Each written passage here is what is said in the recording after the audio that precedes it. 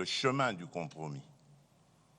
Le dialogue s'est ainsi imposé comme une voie du consensus, de la réconciliation et de la reconstruction nationale. Nous avons connu des tables rondes, des conférences, des concertations, des forums et des négociations. Certains de ces processus ont empêché notre pays de sombrer davantage. D'autres ont permis de restaurer les institutions, d'organiser des transitions, de mettre fin à des affrontements ou de rouvrir la voie démocratique. La Conférence nationale souveraine a porté une puissante aspiration à la démocratisation et à la vérité dans la gestion de l'État. Le dialogue intercongolais de Sun City a contribué à réunifier les institutions après des années de guerre et de partition de fait du territoire national. D'autres rencontres ont permis d'apaiser les tensions et de rapprocher des positions que tout semblait opposer. Ces processus ont produit des accords, des résolutions et des engagements importants. Pourtant, malgré ces avancées, les crises ont ressurgi, les blessures se sont rouvertes, de nouveaux groupes armés sont apparus, les tensions foncières et identitaires se sont aggravées et les réformes engagées n'ont pas toujours rendu l'État suffisamment présent et efficace dans la vie quotidienne de nos populations. Une question s'impose donc à notre conscience nationale. Pourquoi, 66 ans après l'indépendance, notre pays reste-t-il confronté aux mêmes fragilités, aux mêmes fractures et au retour régulier des mêmes crises?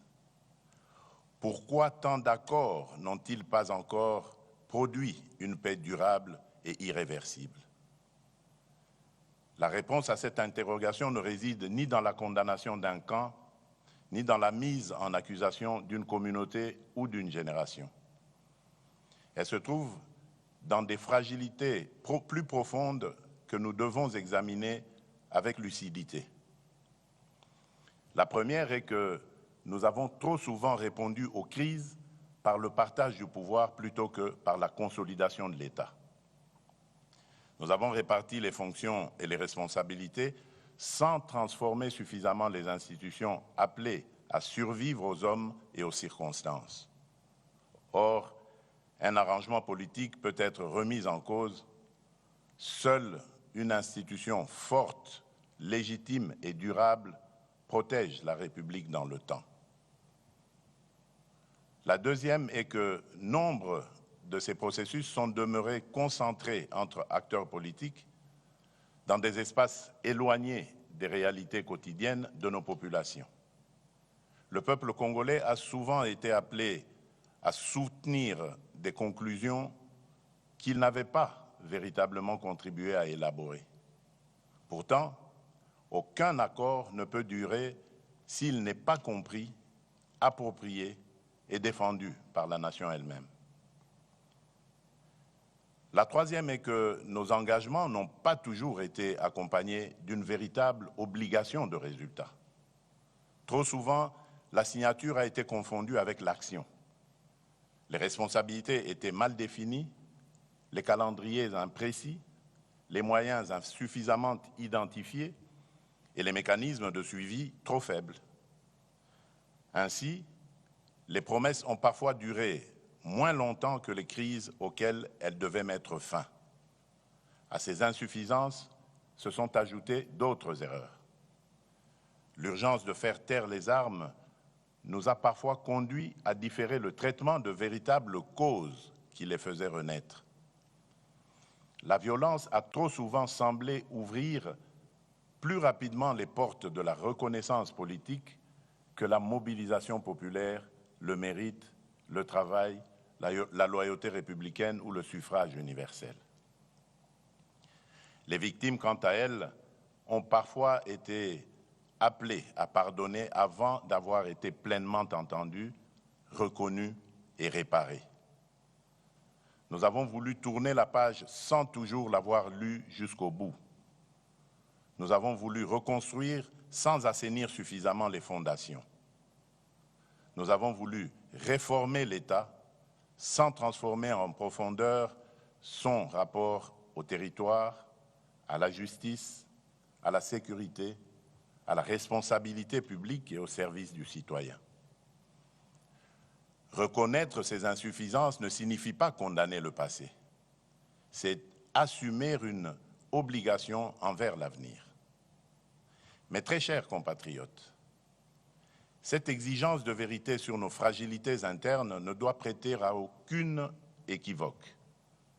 Reconnaître nos faiblesses, ce n'est pas absoudre ceux qui agressent notre pays. Interroger nos erreurs, ce n'est pas relativiser l'occupation d'une partie de notre territoire. Réformer l'État, ce n'est pas partager avec l'agresseur la responsabilité des crimes commis contre notre peuple. Aucune cause, aucune revendication, aucune blessure, aussi réelle soit-elle, ne peut justifier que l'on ouvre les portes de la maison commune à ceux qui viennent la piller, l'occuper et meurtrir ses enfants. La République démocratique du Congo est victime d'une agression.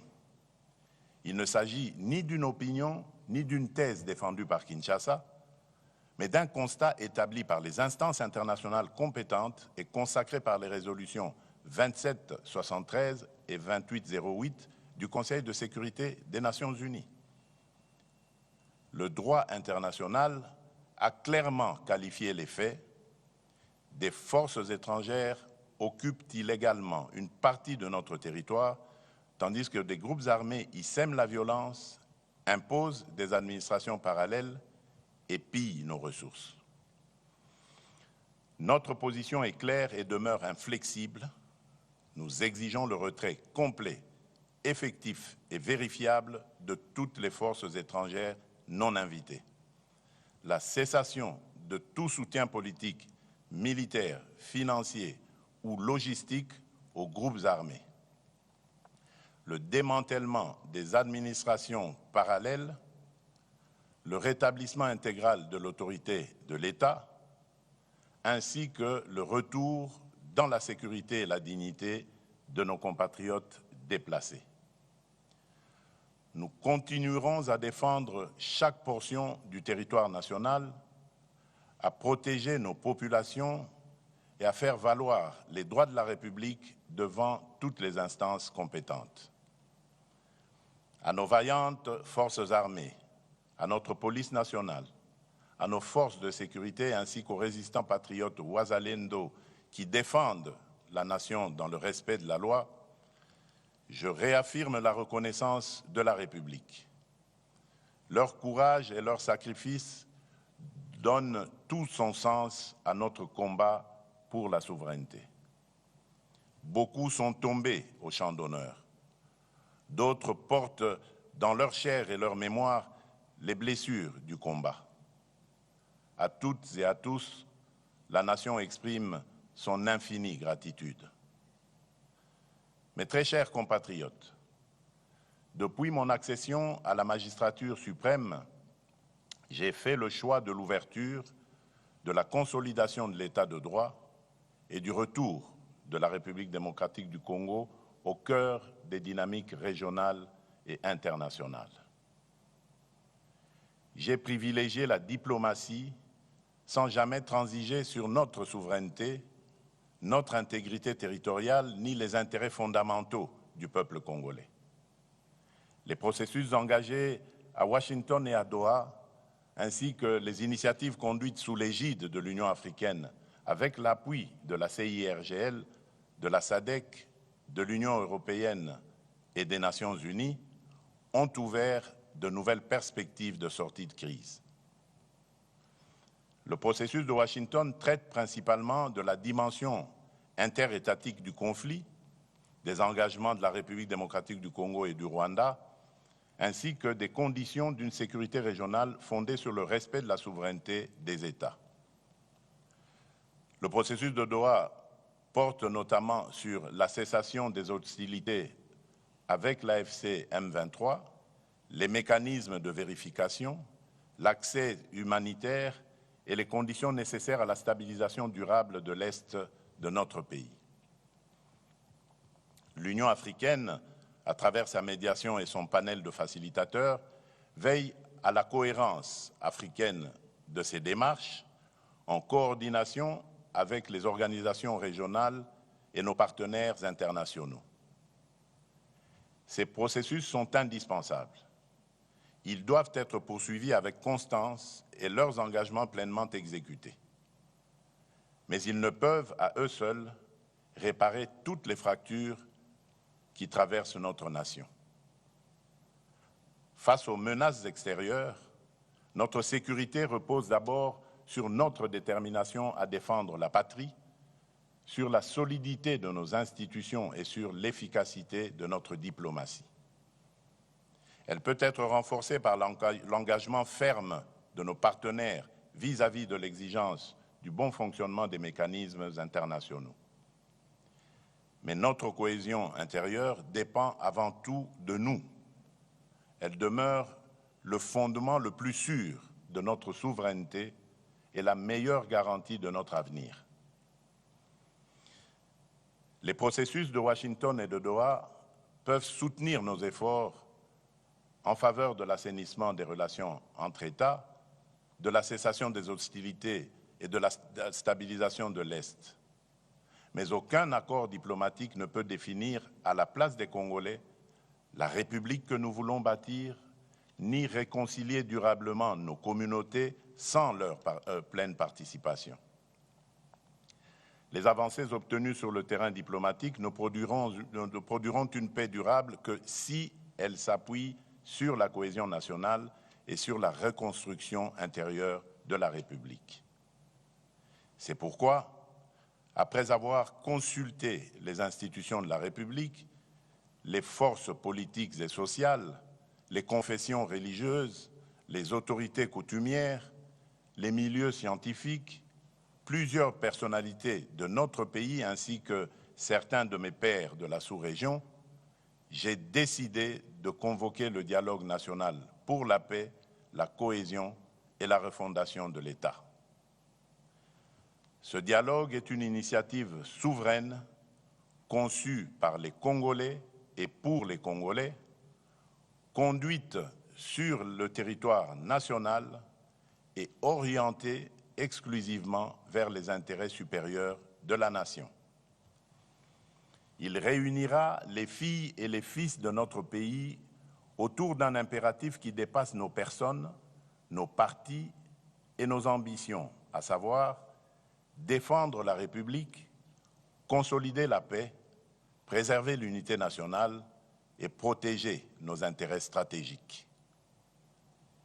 Il ne constituera ni une négociation avec l'agresseur ou ses supplétifs, ni un moyen détourné de remettre en cause le choix souverain du peuple exprimé par les urnes en 2023.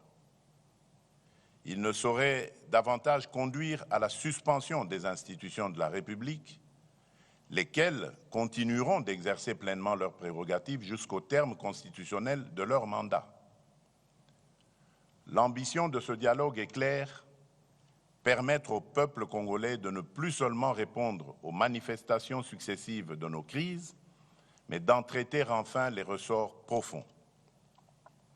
Pour y parvenir, nous devons cesser d'envisager l'avenir de la République à travers le seul prisme de nos appartenances politiques, de nos rivalités idéologiques et de nos sensibilités communautaires. L'intérêt supérieur de la nation doit prévaloir sur toute autre considération. La République nous précède, nous dépasse et nous survivra. La cohésion nationale à laquelle nous aspirons ne commande ni l'effacement de nos divergences, ni la renonciation à la pluralité démocratique. Elle se fonde sur le respect des différences et la liberté du débat et se mesure à notre capacité à défendre des projets distincts sans trahir la République, comme à vivre pleinement nos appartenances culturelles, linguistiques, provinciales ou politiques, sans jamais les placer au-dessus de notre commune citoyenneté congolaise. Car si la démocratie nous autorise à nous opposer, la patrie, elle, nous interdit de nous déchirer. Mes très chers compatriotes, Ce dialogue national se distinguera d'abord par son ancrage territorial. Il ne commencera pas à Kinshasa, mais au cœur de nos 26 provinces, de nos territoires et de nos communautés. Avant les assises nationales, une vaste consultation politique et technique sera organisée dans chaque province. Des forums préliminaires réuniront au chef-lieu provincial les populations, les autorités locales, les députés nationaux et les sénateurs élus de la province, les représentants des entités territoriales décentralisées et déconcentrées, les partis et regroupements politiques de la majorité et de l'opposition, la société civile, les autorités coutumières, les confessions religieuses, ainsi que les milieux professionnels, économiques, universitaires et scientifiques. Chaque province établira en toute franchise son propre diagnostic. Les causes de l'insécurité, les conflits fonciers et coutumiers, les tensions communautaires, les insuffisances administratives, les inégalités, les obstacles au développement et les réformes jugées nécessaires.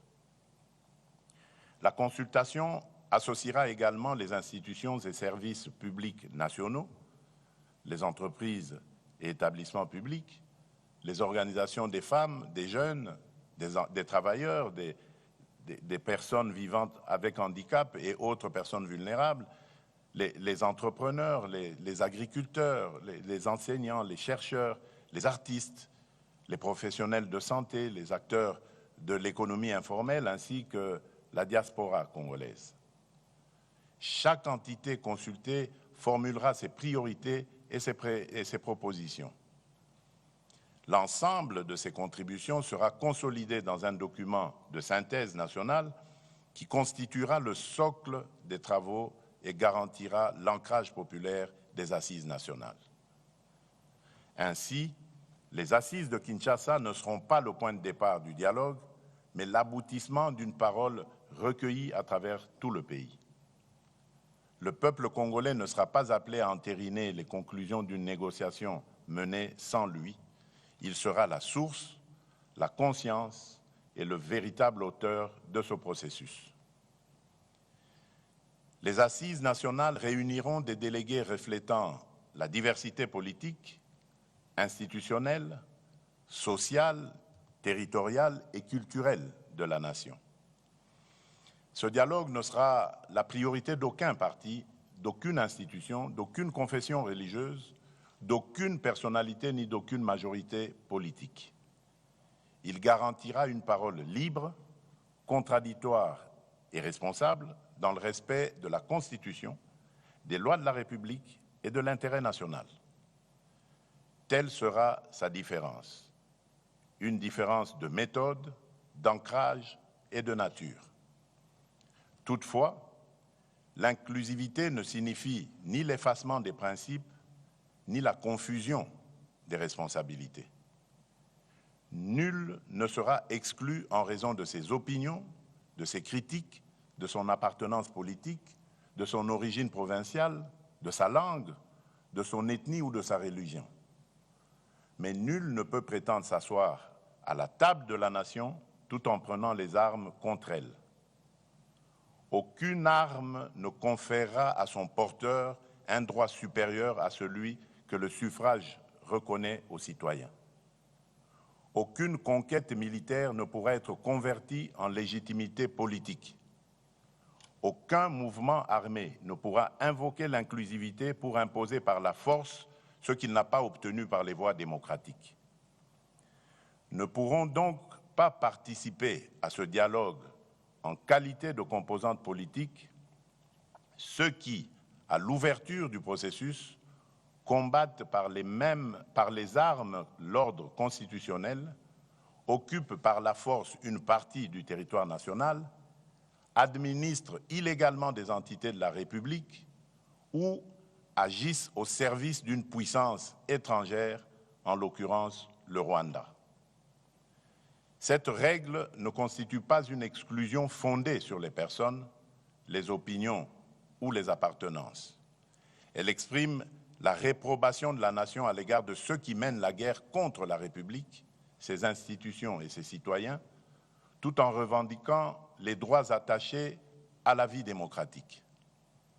Le processus de Doha demeure le cadre approprié pour traiter avec l'AFC M23 des questions relatives à la cessation des hostilités, au désengagement, au cantonnement, au désarmement et aux autres modalités directement liées au conflit. Le dialogue national ne se substituera pas à ce processus. Il ne deviendra pas davantage une voie parallèle permettant d'obtenir par les armes ce que la démocratie et l'ordre constitutionnel n'ont pas accordé. Une voie de réintégration au sein de la communauté nationale restera néanmoins ouverte à ceux qui, à titre individuel, renonceront de manière sincère et vérifiable à leur engagement armé et à toute forme de violence et qui condamneront sans équivoque l'agression dont notre pays est victime. Leur prise en charge s'inscrira dans les mécanismes de désarmement, de démobilisation, de réintégration, de relèvement communautaire et de stabilisation, le PDDRCS, ainsi que dans les dispositifs de justice et de réconciliation.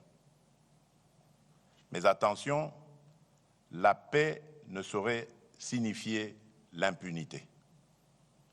Les crimes de guerre, les crimes contre l'humanité, les actes de génocide, les violences sexuelles graves et les autres crimes imprescriptibles ne pourront être effacés par une amnistie générale ni sacrifiés au nom d'un compromis politique. Nous ne construirons pas la réconciliation sur l'oubli. Nous ne laisserons pas davantage la vengeance, la haine ou la peur décider de l'avenir de nos enfants. Notre responsabilité sera de tenir ensemble deux exigences indissociables, ouvrir le chemin de la paix à celles et ceux qui renoncent sincèrement à la violence et garantir la justice à celles et ceux qui en ont été les victimes.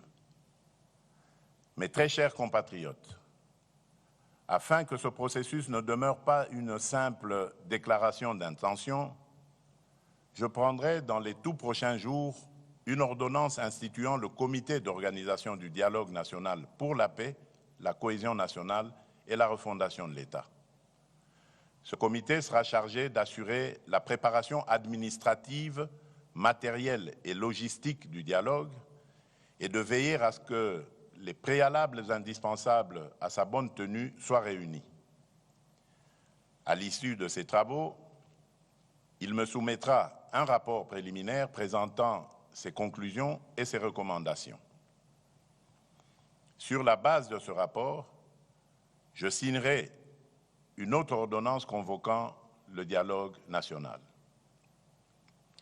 Celle-ci, donc cette ordonnance, en fixera les principes et directeurs, les principales étapes, les modalités de représentation, ainsi que les mécanismes de suivi et de mise en œuvre de ces conclusions. Elle instituera également une commission préparatoire chargée de concevoir et d'organiser le processus, d'en proposer la feuille de route et de conduire les consultations techniques et politiques. Ces membres seront choisis pour leurs compétences, leur probité, leur indépendance d'esprit et leur attachement à l'intérêt national. Les confessions religieuses y seront représentées et contribueront par leur autorité morale, leur expérience et leur proximité avec les populations à instaurer la confiance et à favoriser le consensus. Les autres organes du dialogue, notamment le bureau et l'assemblée plénière, ainsi que leurs attributions et leurs modalités de fonctionnement, suivront par la suite. Le processus s'ouvrira par des consultations dans les provinces. Il se poursuivra par des assises nationales à Kinshasa, sur le territoire de la République. Car un dialogue congolais consacré à l'avenir du Congo doit se tenir au Congo sous la responsabilité des Congolais. L'ensemble du processus sera limité à une durée maximale de 3 mois. Il devra être suffisamment inclusif pour garantir une expression libre, pluraliste et représentative, tout en demeurant rigoureusement encadré afin de préserver l'enlisement, les manœuvres dilatoires et la dilution des responsabilités. Les assises devront aboutir à l'adoption d'un pacte national pour la paix, la cohésion et la refondation de l'État. Ce pacte ne sera pas une déclaration de principe sans lendemain. Ses conclusions seront réparties et mises en œuvre conformément aux compétences constitutionnelles de chaque institution. Ainsi, les engagements relevant du président de la République feront l'objet de décisions précises. Ceux qui relèvent du gouvernement seront traduits en actions assorties d'échéances, de moyens et d'objectifs mesurables. Les réformes relevant du Parlement lui seront transmises conformément aux procédures prévues par la Constitution. Une matrice politique de mise en œuvre précisera pour chaque engagement l'institution responsable, le calendrier d'exécution et les résultats attendus. Un mécanisme national de suivi sera institué et des rapports périodiques seront rendus publics.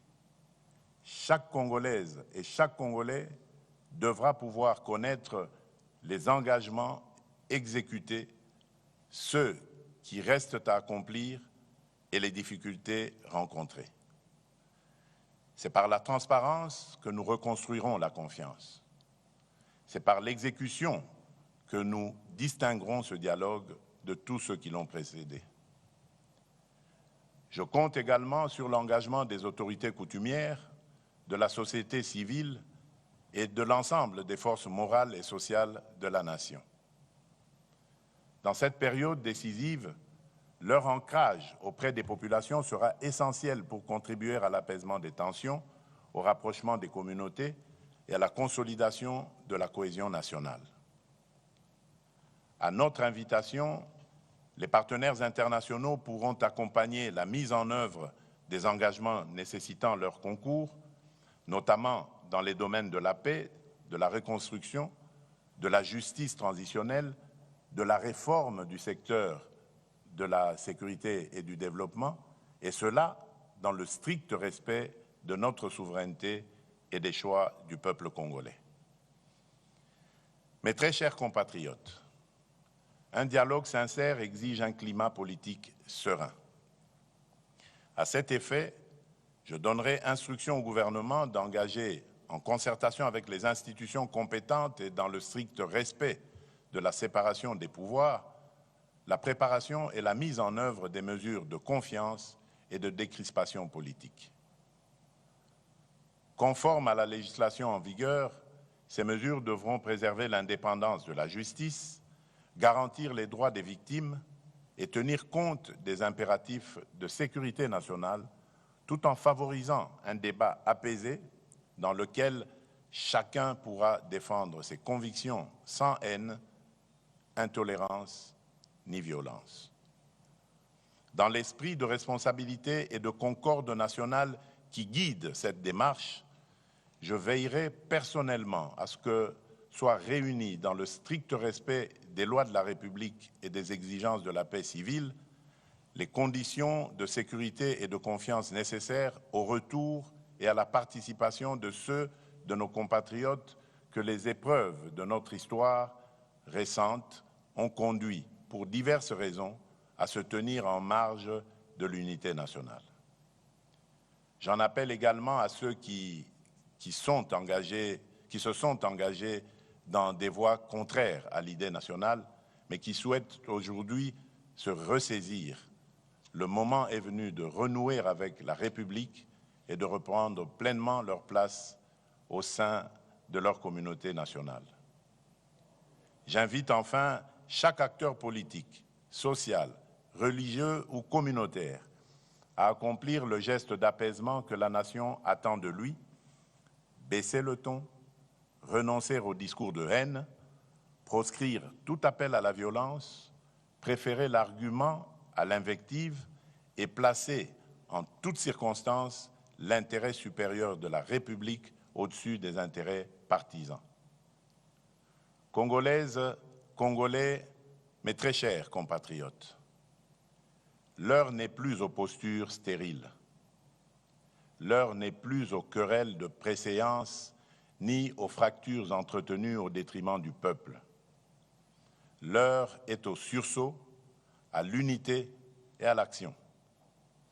Au-delà des crises présentes, la démarche que nous engageons nous invite à un choix historique. Voulons-nous leur léguer une République condamnée à subir les crises ou un État capable de les prévenir et de protéger durablement sa population? Voulons-nous leur laisser un territoire immense mais inégalement administré ou une puissance publique présente dans chaque province jusqu'au dernier village et à la dernière frontière? Voulons-nous une démocratie où chaque compétition politique menace la cohésion nationale ou une république où les désaccords s'expriment librement sans compromettre la paix civile ni la continuité de l'État? Voulons-nous enfin leur transmettre une économie qui exporte ses richesses tout en maintenant son peuple dans la précarité ou une économie qui transforme ses ressources, crée des emplois, réduit les inégalités et améliore réellement les conditions de vie? Nous devons bâtir une république où nul n'aura à prendre les armes pour être entendu, où l'appartenance ethnique, provinciale ou sociale ne sera ni un privilège ni un motif d'exclusion, où la justice ne sera pas l'apanage des puissants, où enfin notre diversité ne sera plus instrumentalisée pour nous diviser, mais reconnue comme une richesse et mise au service de l'unité nationale. Nous voulons une République réconciliée avec elle-même, respectée dans la région et capable d'assumer au cœur de l'Afrique le rôle que lui assigne son histoire, sa géographie, son peuple et ses ressources. À la jeunesse congolaise, je veux dire ceci. Ce dialogue ne concerne pas seulement le pays tel qu'il est aujourd'hui. Il engage l'État dont vous hériterez demain. Ne laissez personne décider de votre avenir sans vous.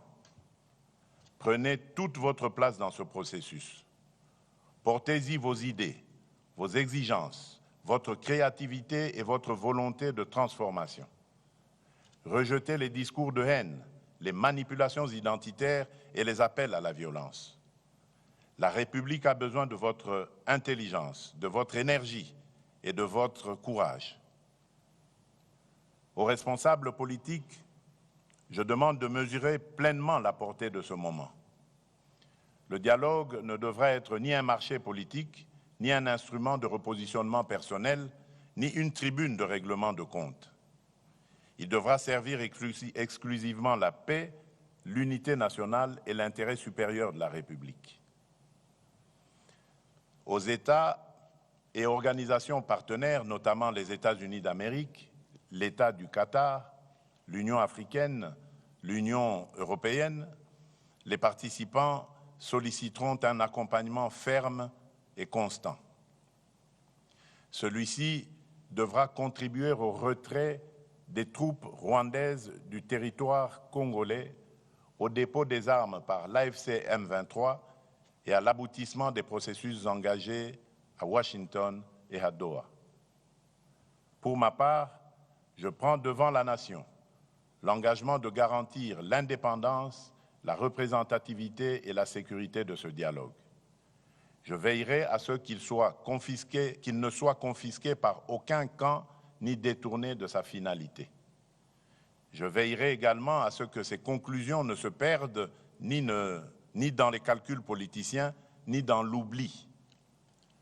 Elles devront être traduites en décisions, en réformes et en résultats concrets pour notre peuple. Nous avons hérité d'un pays immense, mais d'un État encore fragile. Nous n'avons pas choisi cet héritage, mais nous pouvons choisir ce que nous en ferons.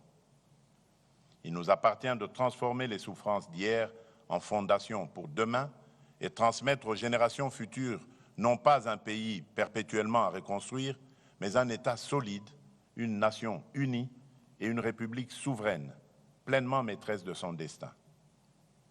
C'est dans cet esprit que je déclare officiellement lancer le processus du dialogue national pour la paix, la cohésion et la refondation de l'État. Que vive l'unité nationale, que Dieu bénisse la République démocratique du Congo et son peuple. Je vous remercie.